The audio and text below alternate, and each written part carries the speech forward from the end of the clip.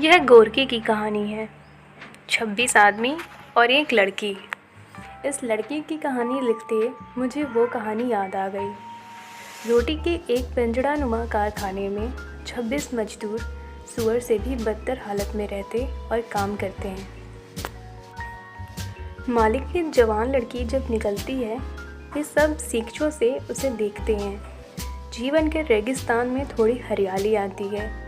वे उससे देवी जैसे पूजते हैं, अलग अलग और इकट्ठे उससे प्रेम करते हैं। एक दिन जब वह अपने उच्च वर्गीय प्रेमी के साथ बाहर निकलती है, वे आदतन उसे झांकते हैं। लड़की कहती है सुअर कहेंगे और प्रेमी के साथ चली जाती है। पर जिस लड़की की कहानी आप पढ़ने जा रहे हैं, वह बड़े आदमी की लड़की नहीं, गरीब मध्यम वर्गीय परिवार की बड़ी लड़की है। पिता सरकारी नौकर है, पत्नी बच्चे पैदा करने में गांधारी की स्पर्धा करती है। गांधारी ने अंधे पति से 100 बेटे पैदा कर दिए थे। इस औरत ने तो जवानी में ही आँखों वाले पति से 4 पैदा कर लिए हैं। 5वें का शिलान्यास हो गया है। मरियल है, पूरा खाने को नहीं मिलता। शरीर में खून नहीं, हड्डी ही हड्डी है। बड़ी लड़की विशेष दुर्लभ नहीं है, वही खाना बनाती है। माँ तो लगातार प्रसूति ही रहती है। लगता है लड़की खाना बनाते बनाते एकाध रोटी ज़्यादा निगल लेती होगी। रोटी बड़े बड़े क्रांतिकारियों को कमज़ोर बनाती है। चे गुएवारा ने डायरी में लिखा है कि एक बहादुर गुरिल्ला साथी एक दिन चोरी से डबल रोटी के 2 टुकड़े खा गया। दूसरे दिन उसे दंड में नाश्ता नहीं दिया गया। लड़की छरहरी है, सुंदरी है और गरीब घर की लड़की है। मोहल्ला ऐसा है कि लोग 12-13 साल की बच्ची को घूर घूर कर जवान बना देते हैं। वह समझने लगती है कि कहाँ घूरा जा रहा है। वो इन अंगों पर ध्यान देने लगती है। ब्लाउज़ को ऊंचा करने लगती है, नीचे कपड़ा रख लेती है, कटाक्ष का अभ्यास करने लगती है। घूरने से शरीर बढ़ता है, आँखें बड़ी ताकतवर होती हैं।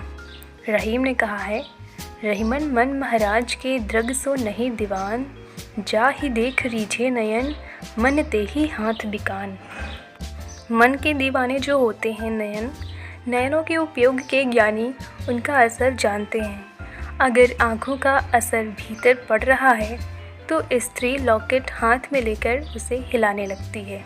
लॉकेट ना हो तो साड़ी के पल्लू को अंगुली पर लपेटने लगती है। थोड़ी कठिनाई उसके साथ होती है जो स्वेटर बुन रही है, पर ध्यान से देखो तो वो भी 2-4 खाने गलत बुन देती है और उन्हें उकेल कर फिर बुनने लगती है। बाकी चलतू साफ ही कह देती हैं, आज तो आपसे ही आइसक्रीम खाएंगे, चलिए। लड़की को बाकी घूरने वाले अब हताश होकर कहीं और घूर रहे हैं। अब कुल 5 दीवाने बचे हैं जो सामने बैठते या चक्कर लगाते हैं। चक्कर लगाता प्रेमी बैठे प्रेमी से सवाया पड़ता है, क्योंकि वह मेहनत करता है। फिर परंपरा से कूचे की खाक छानता चला आ रहा है। लड़की 18 साल की हो रही है, उभार पर है। छज्जे पर आकर देखने लगती है तो उपस्थित दीवाना समझता है कि मेरे लिए ही खड़ी है और मुझे को देख रही है। 5 दीवाने एक साथ सिर्फ शाम को होते हैं, क्योंकि वे दिन में काम पर जाते हैं। दिन में जो हाजिर होता है वो छज्जा देखता रहता है, आंखें मिलाता है, हाव भाव करता है। सामने एक अधेड़ जनरल मर्चेंट की दुकान है, नीचे क्रॉकरी वाला जवान है, मगर उसकी मुसीबत यह है कि छज्जा सिर के ऊपर पड़ता है। जनरल मर्चेंट के बगल में किताबों की दुकान है, जिसका मालिक 40 साल का खूबसूरत आदमी है। ठीक सामने के 2 कमरों के मकान में एक जवान आदमी रहता है जो बीमा कंपनी में काम करता है और 500-600 से ऊपर ही कमा लेता है। ये 3-4 घंटे ही बाहर रहता है, बाकी समय घर में काटता है। कुंवारा है। घर के सामने एक हलवाई की दुकान है, 50 पर पहुंचता होगा, पर वह भी दीवाना ही है, दीवाना नंबर 1। इसे कुल 3-4 घंटे का काम है। माल यहाँ से वहाँ सप्लाई करके बरी हो जाता है और जनरल मर्चेंट की दुकान पर आकर बैठ जाता है। आर्थिक कठिनाई में रहता है। इसे दाढ़ी बाल बना ली है। दाढ़ी अलग अलग तरह की होती हैं। प्रेमी की दाढ़ी अलग, मुल्ला की अलग और मुल्फिज की अलग। इसने प्रेमी को दाढ़ी बढ़ा ली है, ट्रिम करवाता है। दाढ़ी दीन भी होती है और रोबदार भी। ये दाढ़ी वाले के व्यक्तित्व और आँखों के भाव से मालूम हो जाता है। कुछ दाढ़ियाँ क्षमा याचना करती मालूम होती हैं। इस प्रेमी का विश्वास है कि दाढ़ी बढ़ाकर आँखों में भिखारीपन लेकर औरत का सामना करो तो वो आकर्षित हो जाती है। ये दाढ़ी और दीनता के लिए कभी दुकान पर बैठकर छज्जा देखता रहता है या फिर सामने की सड़क पर टहलता रहता है। ये सही है कि कुछ औरतों को दाढ़ी पसंद होती है। मैंने सुना है कुछ औरतें पति की दाढ़ी को इतना पसंद करती हैं कि सुबह दाढ़ी में टूथपेस्ट लगाकर उसी से ब्रश कर लेती हैं। यह प्रेमी सिर्फ देखता है। वह छज्जे पर ऑक्सीजन लेने आती है तो दाढ़ी वाला समझता है कि वह उसी को देखने आई है और दीन हो जाता है। वह करुणा में से प्रेम निकालना चाहता है, करुणा में से प्रेम निकालता भी है। गांव की चलती औरत कहती हैं, इतने बड़े बड़े आदमी के लड़के और मेरे गोड़ यानी कि पाँव पड़े, मेरा तो जी पसीज जाए है, नहीं करते नहीं बने। दाढ़ी वाले को कभी कभी लड़की का सामीप्य प्राप्त होता है। नीचे के नल से लड़की का भाई बाल्टियाँ भरकर ऊपर ले जाता है। कभी वह नहीं होता, लड़की पानी भरने आती है, तब दाढ़ी वाला प्रेमी पानी की बाल्टियाँ उठाकर दरवाजे तक रखाता है। वो कहती है, बड़ी तकलीफ़ की तुमने भैया। दाढ़ी वाला भैया संबोधन से बहुत डरता है, कहीं ये राखी ना बांधने लगे। दाढ़ी वाले प्रेमी को 7-8 घंटे जनरल मर्चेंट की दुकान पर बैठने के लिए बहाना चाहिए। वो कहता है, बड़े भैया मैं तो फुर्सत में रहता हूँ, कुछ काम हो तो बता दिया करिए। दुकानदार उसे पार्सल छुड़ाने और माल सप्लाई करने भेज देता है। सेठ ने बाहर का काम करने वाले नौकर को निकाल दिया है। दीवाना नंबर 2, यह 30 साल के लगभग है, गोरा और साधारणता देखने में अच्छा है। इसे दूसरों से कुछ ज़्यादा सुविधाएं भी हैं और कुछ असुविधाएं भी। सुविधा यह है कि वह रुपए उधार दे देता है, पर उधार लेने लड़की का बाप आता है। वो चाहता है लड़की आए, कहता है तुम क्यों तकलीफ़ करते हो, बच्चों को भेज दिया करो, पर बाप खुद ही उधार लेने आता है या लड़की की माँ आ जाती है। असुविधा इस दीवानी को यह है कि लड़की ऊपर रहती है, वह उसे देख नहीं सकता। पीछे की तरफ जाता है तो वहाँ ऊपर लड़की की जाली लगी है, लड़की उसे दिखती नहीं है। मजबूरी में वो पुस्तक प्रेमी हो गया है।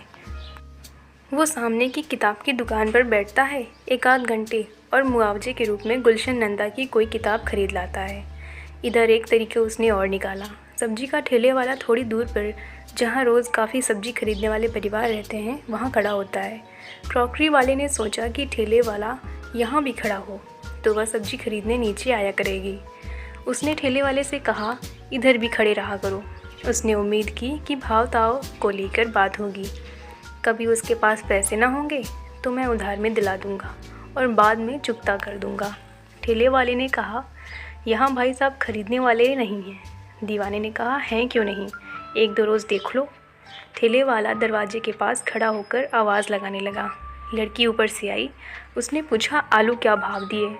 इतने में दीवाना क्रॉकरी के ग्राहक को छोड़कर ठेले के पास आ गया। प्रेम में बड़ा त्याग करना पड़ता है, ग्राहक खोना पड़ता है। ठेले वाले से कहा, ठीक ठाक भाव से देना, और लड़की से आंखें मिलाने लगा। लड़की ने कहा, पाव किलो आलू दे दो। सब्जी वाला निराश हुआ। क्रॉकरी वाला नैतिक संकट में आ गया। उसने कहा, 1 किलो दे दो, बाकी पैसे कल ले जाना। सब्जी वाले ने भरोसा कर लिया। उसने 1 किलो तौल दिए, पर सब्जी वाले को रोज़ वहाँ रोकने के लिए इतनी खरीद काफ़ी नहीं थी। क्रॉकरी वाले ने लड़की के बाकी पैसे दिए और घर के लिए 2-3 किलो सब्जी और ख़रीद ली। उसे भरोसा हो गया कि सब्जी वाला अब रोज़ यहाँ खड़ा होगा और मेल जोल बढ़ेगा। पर प्रेमी का रास्ता कांटों का रास्ता है। पता नहीं इस सनातन मार्ग पर कब कंक्रीट की सड़कें बनेंगी। अभी भी प्रेम कांटों में भरी पगडंडी पर से चलना पड़ता है। योजना आयोग को अगली योजना के प्रेम की कंक्रीट सड़कों का प्रावधान करना चाहिए। बात यह हुई कि जब कंक्रीट वाला जवान दोपहर को सब्जी लेकर घर पहुंचा और उसके पिताजी ने सब्जी देखी तो डांटा, तुझसे किसने कहा था कि सब्जी ला, ये कचरा उठा लाया। बात यह है कि पिता रिटायर्ड बेकार आदमी है।